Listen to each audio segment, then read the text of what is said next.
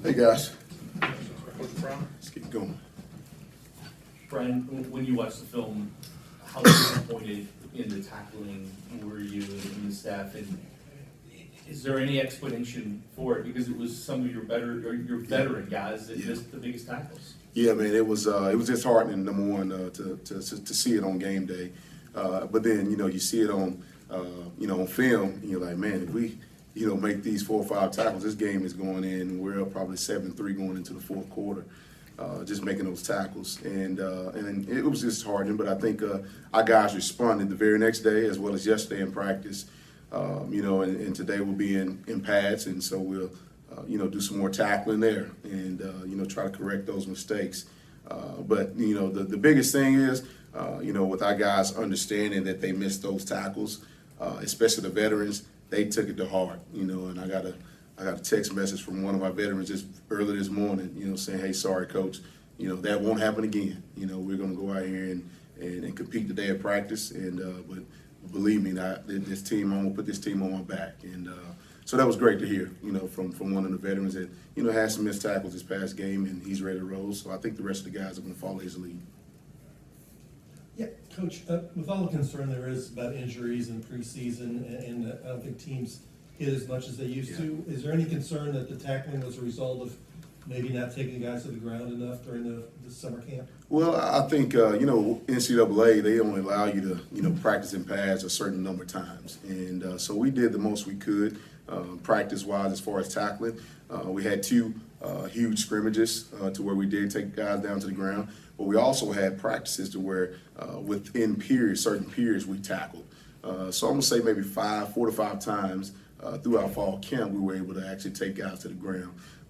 Back in my days, we could tackle every day, and I think that's the one thing of the game of football. You miss that fundamentally, taking guys to the ground, from now, because of course it's player safety. We all agree for that, but I think that kind of gets kind of washed and thrown under the bus just a little bit with tackling. And so throughout practice, the rest of this week, with a short week and every day, we're going to try to do a great job of doing tackling drills and things of that nature to get us back up to speed.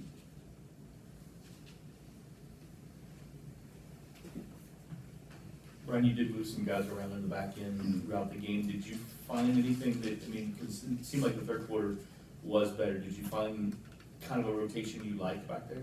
Yeah, I think, early on, not actually knowing what Syracuse is going to do because they had a new coordinator that came from Virginia. And, he liked to throw the football, and he used different sets and things of that nature. And he kind of, went away from some things he kept the same. But he did a good job with some mixture of some Syracuse run game and Virginia mixed in with some new wrinkles that we have not seen. So I think our guys responded once we adjusted to those deals. And especially in the secondary, I think the guys did a great job, especially in the run fits, with where they need to be. We want to start Cottrell at the nickel spot because we felt like, where Virginia hurt us last year was in the slot. And that's where they put one of their best players. So we want to play a little bit more man coverage, and tighten windows down and stop the run game. But once they start, okay, well, now they're going to run the football. Now we want to put Ben Perry, a bigger body in there. Now let's stop that run and play it from there on, from that deal. But we have to rotate more guys, especially in the secondary, to be able to play, to keep guys fresh, especially getting toward the end of the game. And we'll do so this week, especially those guys running a lot of plays.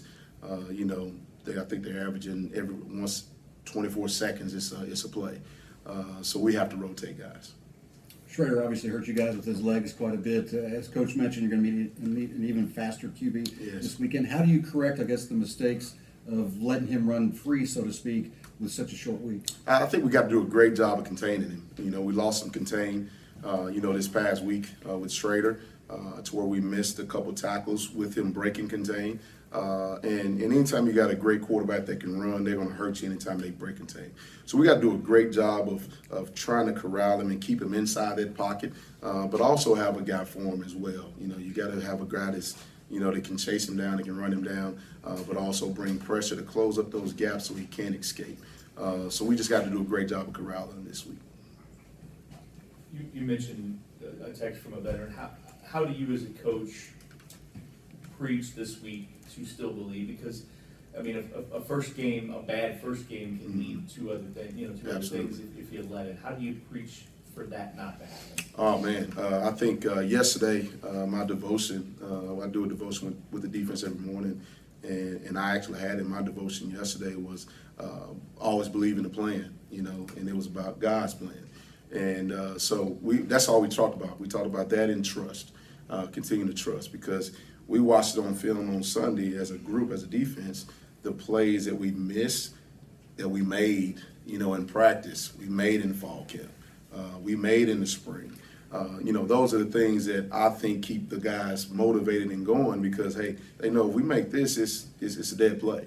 And it's not, you had maybe one or two times that, that we actually blew something, but the rest of it, they made a play and we didn't. And it looked like they were a little bit hungrier than we were and played a little bit harder than we did. And but this veteran group of defensive guys who play a lot of football, they're motivated and ready to go this week. You mentioned Ben Perry. He was a bright spot for you on defense. What did you see out of him, and how can he help in that position moving forward? Man, he's grown a lot, Jody. I mean, a lot. He's grown a lot from the standpoint of understanding what his role is, what he needs to do, and he practiced his butt off. The last 2.5 weeks, I mean, he's gave it everything he has, and he's coming in, meeting with coaches, and making plays. He made some plays on Saturday, and was excited. The one thing I think he's done a tremendous job of is just studying the game. I mean, he's calling out things before they happen, and when you do that, you're going to make plays, and that's one thing he's done, and I'm very proud of him for that. You guys had a lot of success last season dealing with the up-tempo pace that UCF goes at. How do you parlay some of that game plan into this season, especially considering that UCF has high-tier offensive skill position players all over the field? Oh, man, they have a slew of talent, on that side of the ball. You're thinking about, number 4, Keith, who can wreck the game, whether it's running the football or catching it down the field. Number 1, who's a new guy that came from transfer from Alabama. You guys have already mentioned, Plumlee, a quarterback that can do it with his legs as well as his arm. So I think, what we have to do is just, do our job, number 1, and when we do that, we'll be successful. But we have to practice that way. So what we'll do in practice, we'll have some up-tempo periods to where we have to go really, really fast, get the call really fast, and practice that way. And I think if we can do that, we'll be okay. Is there any concern at all having to deal with that pace coming off the short week? Not necessarily. I think you got 6 days or so in between the game, and I think our guys will be ready for it. And it showed yesterday in practice. So hopefully once Friday night hits, they'll be ready for it. You mentioned before the trip to Syracuse that you were more confident in this defense, and the group is more confident in itself than ever before. How much, because of the performance, were you shocked, and how do you, protect against losing confidence? Yeah, I think with what we've done in fall camp all summer, I still have that confidence, and our guys still have that confidence. And that's the biggest thing. If your players still have that confidence, they still can be a solid and a dominant group. It's going to work out. And of course, first game jitters with a lot of guys. Some guys haven't played.